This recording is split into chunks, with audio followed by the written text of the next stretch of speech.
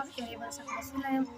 زه نن هغه کورنۍ ته راغلې یم چې موږ یې ویډیو شیر کړې وه او دغه موقع د ستونزو او مشکلاتو سره مخ وه.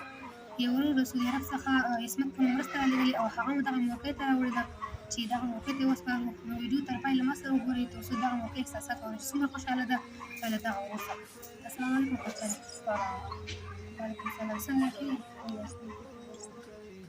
شکر د اولادونو دې ښه وي؟ خورجانې موږ راغلي وو مخکې هم چې ستاسو ویډیو مو شیر کړې وه. یو بااحساسه ورور له سعودي څخه مرسته رالېږلې او هغه مرسته مو تاسو ته راوړې ده.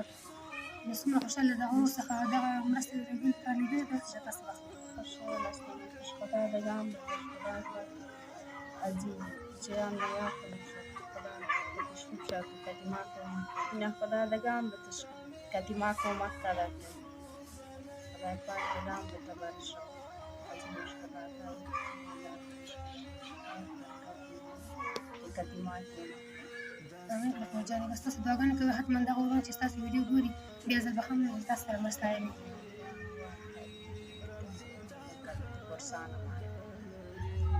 ګرانو هېوادوالو تاسو دغه موقع غږ واورېدو. دا موقع د ستونزو او مشکلاتو سره مخ وه.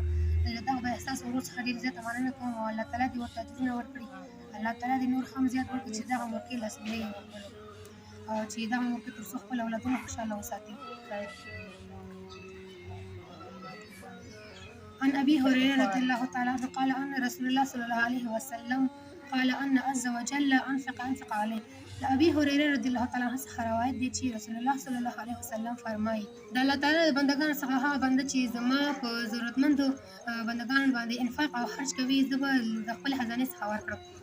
نو ګران هېوادوالو زموږ ګران هېواد افغانستان تاسو ته معلوم دی چې د اقتصاد له پلوه ډېر د ناورین سره مخ ده او د غربت کچه هم ورځ تر بلې په لوړېدو ده.